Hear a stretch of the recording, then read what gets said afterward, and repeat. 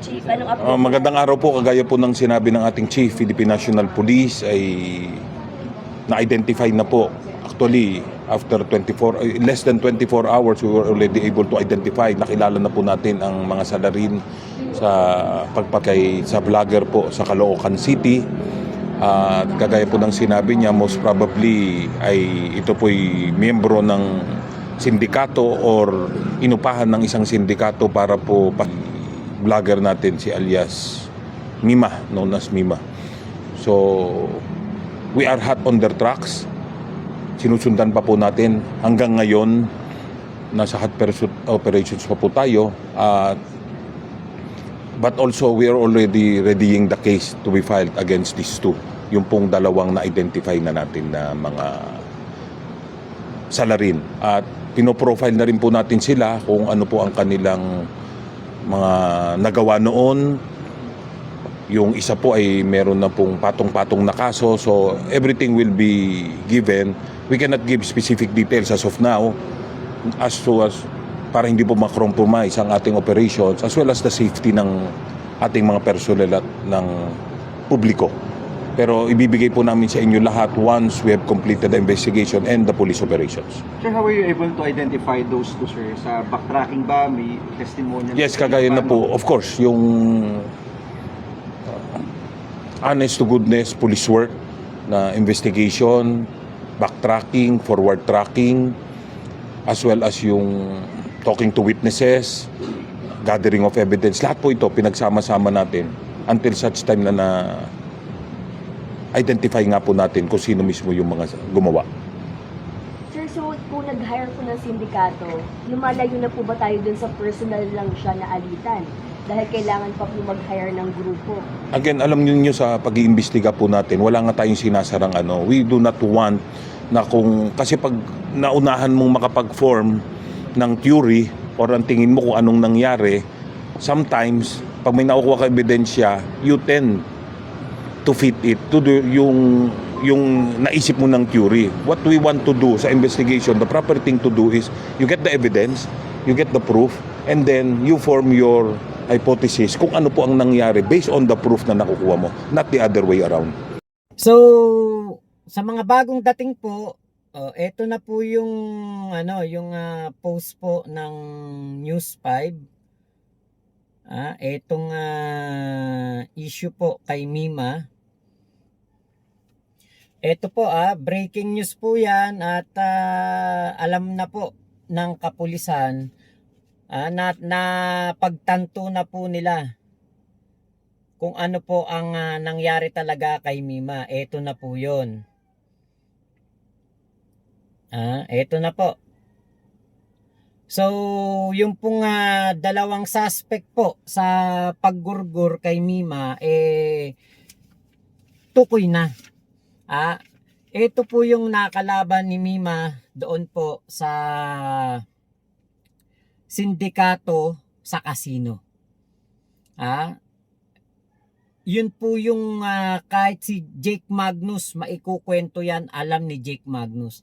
Alam ni Boss Mike yan.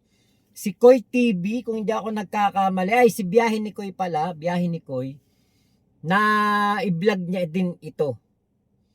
Nabanggit niya din ito. So ito po yung totoong nangyari. Ito po yung kumbaga naengganyo etong si Mima na na mag-invest sa mga sindikato sa casino. Naengganyo din siguro ng kanyang boyfriend. Kaya po si Mima nagtiwala. Yun nga lang po, syempre, ang sindikato, kapag ikaw ay pumasok diyan, mahirap ka na makalabas. Hindi ka na makakalabas.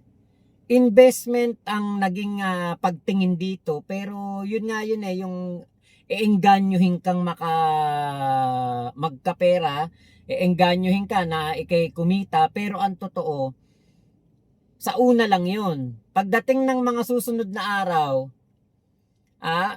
mga susunod na panahon, kakalabanin ka na niyan. Yung pera ni Mima, hindi na po naibalik.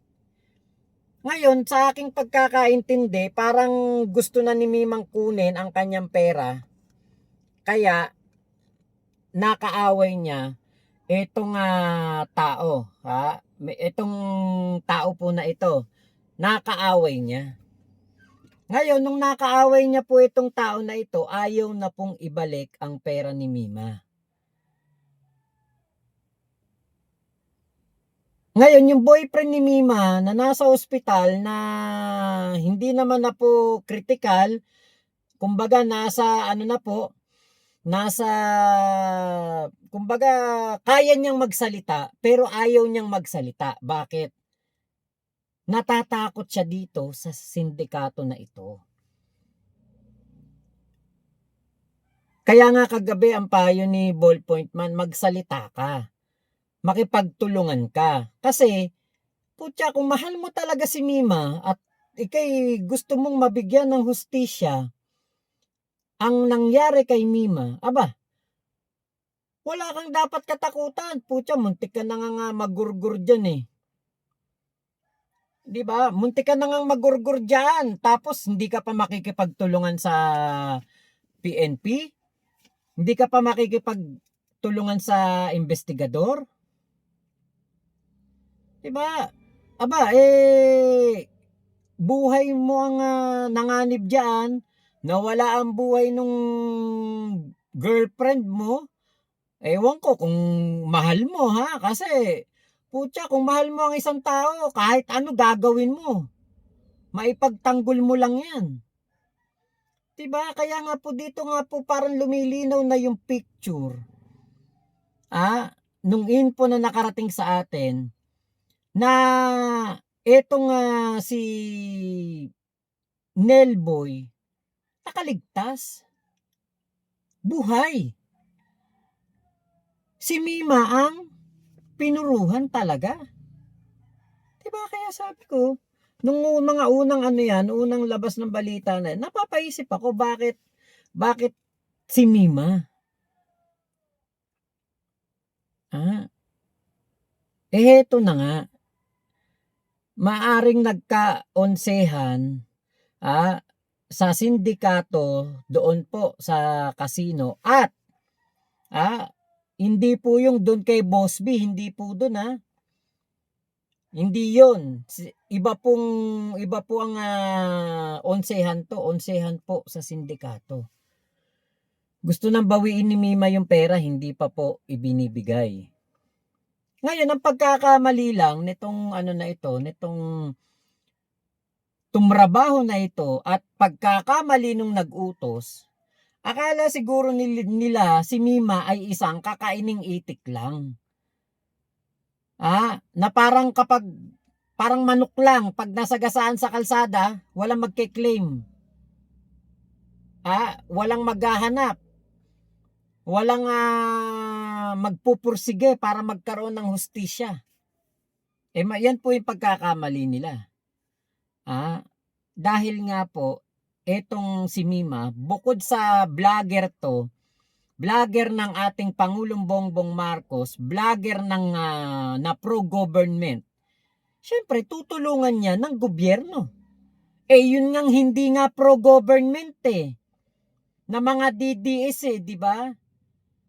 Kapag walang makain, hihingi bigas sa mga ayuda, binibigyan.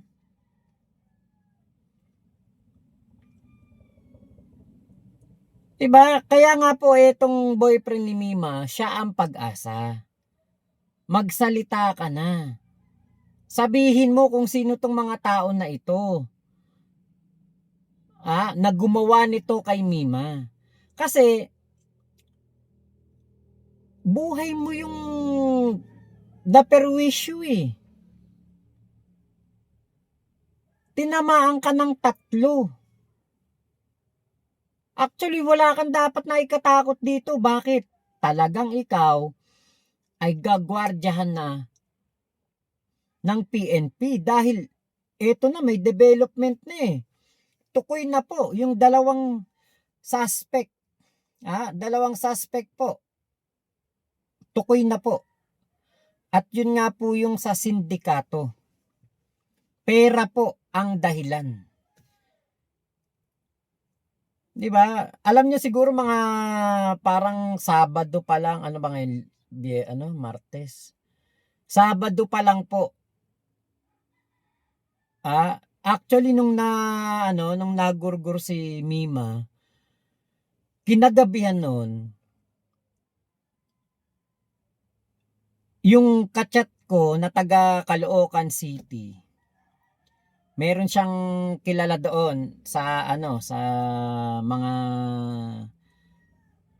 nakakaalam at nakakapag-imbestiga. Sinabi na sa atin to.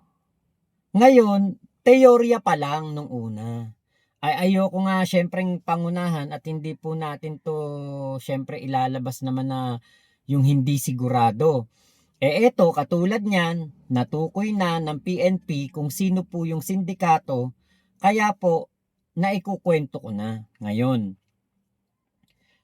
Alam na, actually nung gabi na yon, nagkukuro-kuro na kami. Nila Boss Mike, nila Nyolo, si Jake Magnus, katawagan namin, kakwentuhan namin. Kami lahat sa GC na mga tropang vlogger. Ito na yung pinagkukwentuhan namin.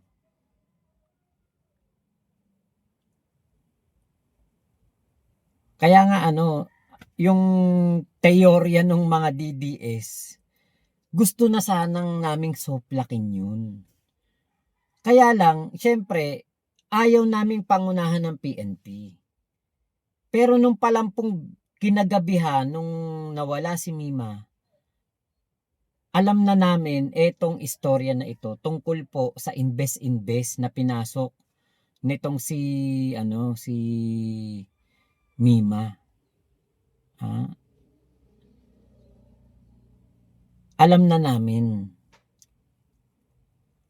Kaya po hindi na po kami nakikipag pa sa kung ano yung iniisip ng mga DDS na sinasabi. Nagkaonsehan, Boss B, 2.5 million. Alam namin hindi totoo yun eh.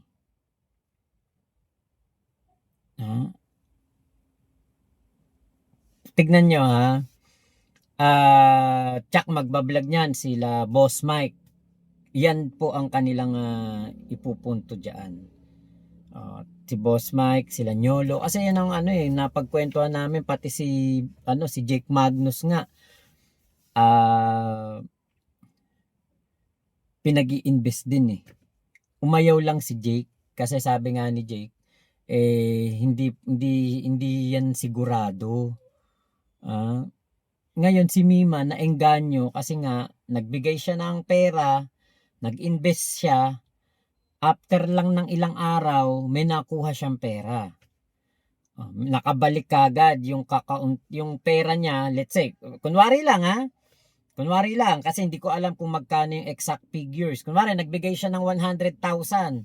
After 3 days binigyan siya ng 20,000, tumubo yung kanyang pera kagad. Yan yung mga style investment scheme ganyan yun eh. Engganyohin ka. Bibigyan ka ng parang system. Kunwari magbigay ka ng 100,000 after 1 month meron kang tubo 20k. Parang ganoon yung 'di ba niyo naman yung mga invest na scam na yan. Ngayon dito kay Mima nagbigay siya, may bumalik agad. Kaya naengganyo po si Mima. Ngayon, meron ding isa po, ito na banggit din sa atin nitong tropa natin sa Caloocan. Parang nakulitan. Ito si Mima po talaga makulit yan. Kami nakakaharanas kami ng kakulitan dyan. Pero pinagtatawanan lang namin. Sinasakyan namin. Kasi makulit talaga yan si Mima. Ngayon, ito pong isa po doon. Ewan ko kung pwedeng sabihin. Basta, isa po doon sa nakalaban ni Mima. parang napikon kay Mima, nakulitan. At binantaan po si Mima. Ang problema, ito yung problema. Inilayo nitong boyfriend si Mima sa mga katulad ni Boss Mike, sa mga kaibigan vlogger. Actually dati active yan si Mima sa mga GC, laging nandyan yan. Kapag chinat mo, lagi nagre-reply. Nung naging BF niya ito, wala na, hindi na po naging active si Mima. Kaya parang inilayo si Mima sa mga vlogger. Doon ngayon na tropa si Mima sa mga nasa sindikato. Ngayon, doon sa pagkakatropa, doon sa mga sindikato, ngayon na nakatanggap si Mima ng banta, hindi niya sinasabi sa mga katulad nila Boss Mike. Pero hindi pa naman natin alam kung hindi ba sinabi kay Boss Mike o sinabi ba kay Boss Mike, ha. Kaya po isa sa mga makakapaglinaw niyan si Boss Mike kasi yan talaga ang ka-close ni Mima. Yung comment nyo po, teka, sige, basahin ko yung comment nyo, ha. Binabasa ako dito yung tungkol doon sa BF ni Mima na INC. Wala pong kinalaman doon. Wala pong kinalaman doon sa balita, sa sa INC, wala po. Hindi rin po ito politically motivated.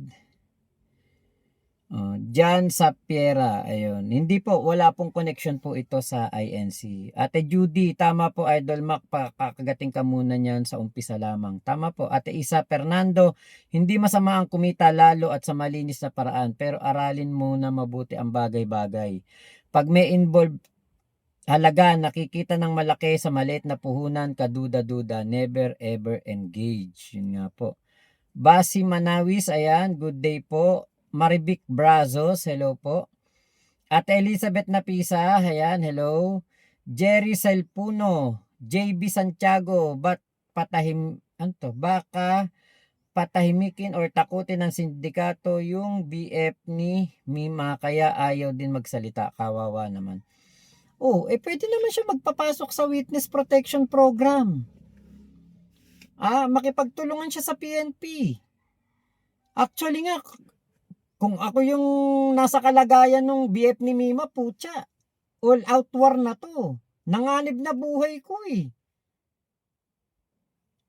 Diba? Opelia Basbas, God bless to the vloggers to support Mima Alicia. Anime Love, kaya mas okay magsalita na lang siya. Rinchang Rins, hello po. Anime Love, magsalita man o hindi yan, gurgur pa rin yan. At least di ba nagsalita siya? Malinaw na hindi niya mahal siya pa nagpahama kay Mima Alicia. Yun nga po. JB Santiago, baka patahimikin din yung boyfriend ni Mima, kawawa naman. Hipolito Obispo, ang obispo ng mga bobo. Ayun. Sabi niya ang ang sindikato daw ay ang Maleta Gang. Jericel, malabo yan na magsalita. Marivic Brazos, hello po. Aldric Morpe, sana totoong tao ang mahuli, hindi dami. Hindi po, kasi yun na nga po yung unang gabi pa lang na nawala si Mima, yun na nga po yung teorya. Luminaw lang ngayon lalo dahil nga po naglabas na ng statement ang PNP. Tukoy na daw po ng PNP. Ate Judy Labrador, DDS, sige lang, gumawa kayong mga fake news, dadami ang views nyo. Totoo yan. Kuya Arnold Lopez, hello po. BG lang si Ate Virgie. Opelia Basbas, hello po.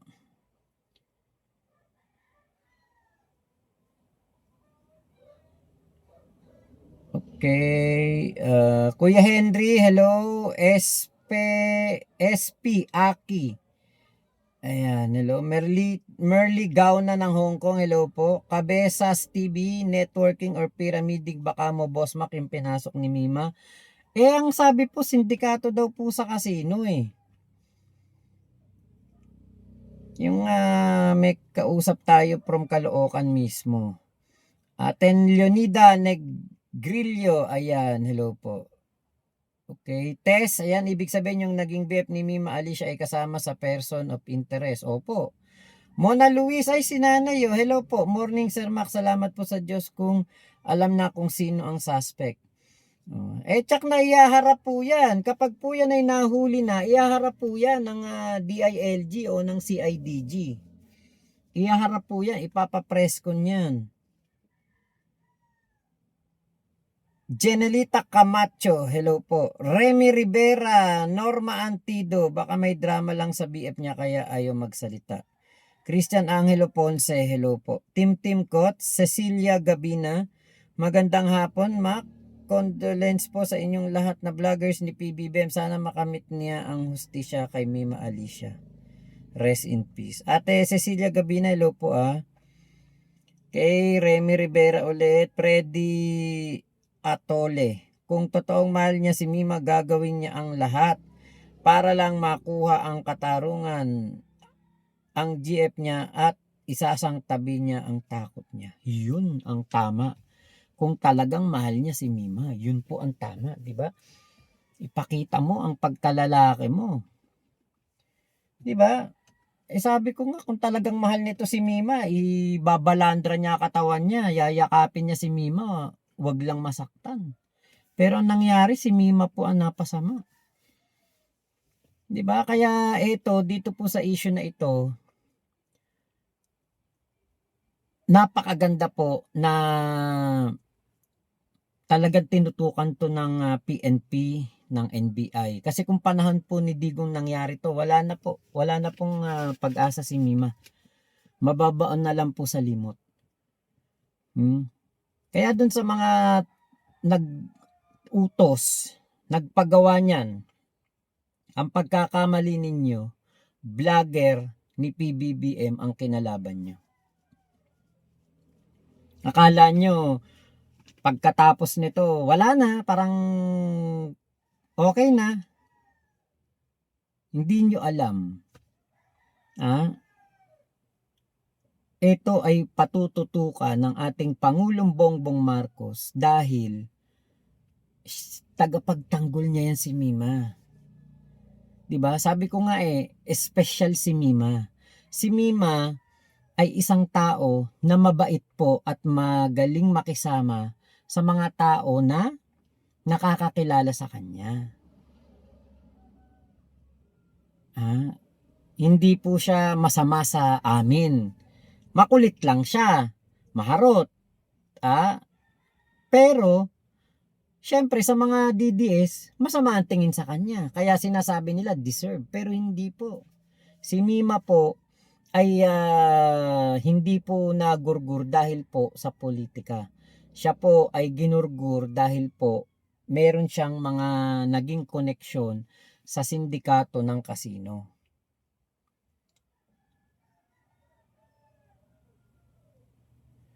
Di ba? Roel Obligar, syempre bobo ka kaya wala kang alam.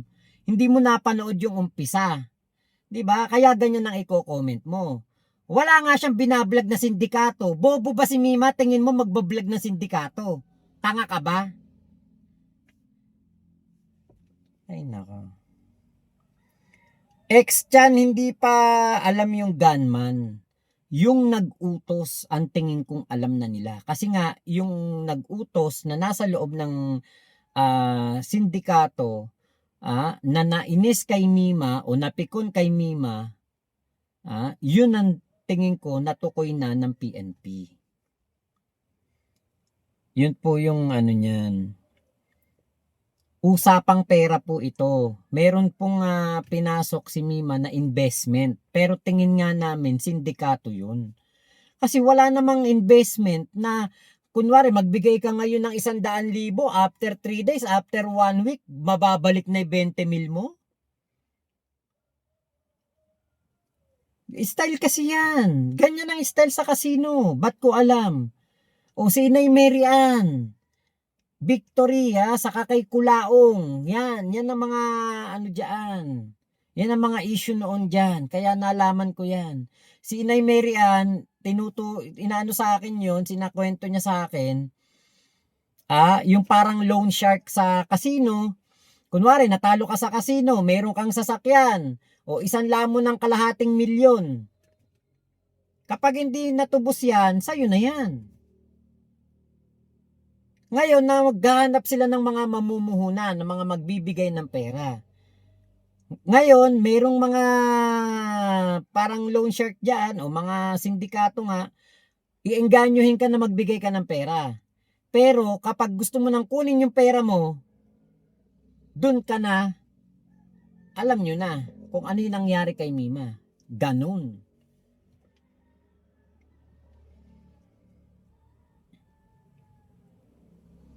Okay, Kuya Gary Caba, hello po. Merly Gauna, hello. Lars J.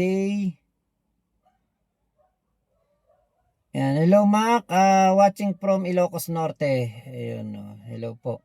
Kuya Gary, porke walang vlog, wala tinatamaan sindikato Hayes, dami talaga, bobo didi shit eh. O yun nga eh.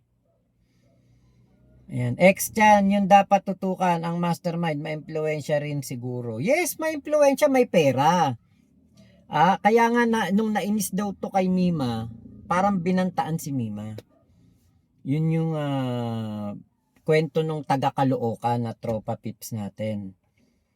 Okay, LB Sanchez, hello po ng Abu Dhabi. So yun lamang po, maraming salamat sa pagsama nyo dito sa aking vlog na ito ha. Thank you po at gusto ko lang namang ihatid sa inyo etong ano na ito, ito pong balita na ito. May development na at gusto kong kontrahin yung mga pinapalaganap na fake news ng mga DDS. Hindi totoo na ito'y politically motivated o dahil sa isyong political kaya nagurgur si Mima dahil po sa pera, sa investment, sa sindikato. Kaya yung boyfriend ni Mima, kung naririnig mo to, sana makinig ka sa mga tropa ni Mima. Etong sitwasyon na ito, kailangang patayuin mo yung junjun mo dito. Ipakita mo may bayag ka. Para kay Mima, kung mahal mo si Mima, makipagtulungan ka sa investigasyon. At, actually, alam na yung pangalan ito, nasabi ko na rin lang. Alam na po yung pangalan ng mga nag-utos. Kailangan na lang talaga natayuan nitong si Nelboy. Yung kanyang pagmamahal kay Mima, kung talagang mahal niya, tulungan niya na makakuha ng hustisya. Yun lang po yung ating wish dyan.